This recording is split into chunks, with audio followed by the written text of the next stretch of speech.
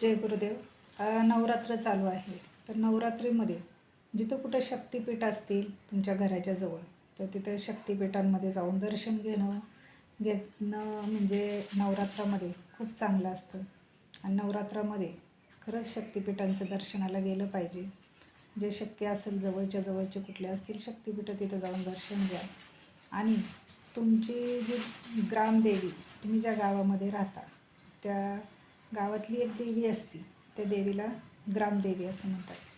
तर ग्रामदेवीचं दर्शन घेणं पण खूप महत्त्वाचं असतं. तर तुम्ही ग्रामदेवीचंही दर्शन घ्या. आणि त्यानंतर हे झाल्याच्या नंतर आपल्या घरातल्या देवीला ज्या वेळेला तुम्ही सगळीकडे दर्शन घेऊन येता, तेव्हा आपली घरामध्ये आपली कुळस्वामिनी असते. तर आपल्या कुळस्वामिनीची भक्ती केली पाहिजे.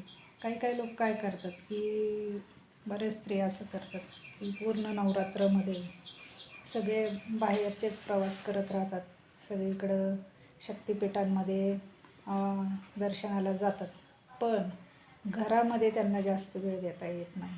मग तुमची कुळदेवी तुम्हाला सांभाळणारी ही तुमच्या घरामध्ये असते.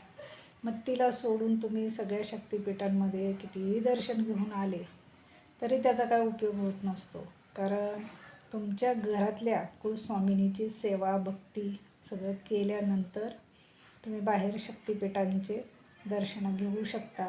आणि ते पण नवरात्रीमध्ये समजा 2 दिवस 3 दिवस असं जाऊ शकता.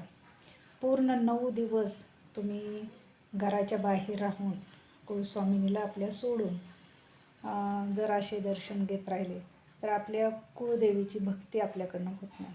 तर जे कोणी असं करत असतील त्यांनी आपल्या घरातल्या कुळदेवीची ही शक्ती असते म्हणून आपण आहे हे लक्षात ठेवा.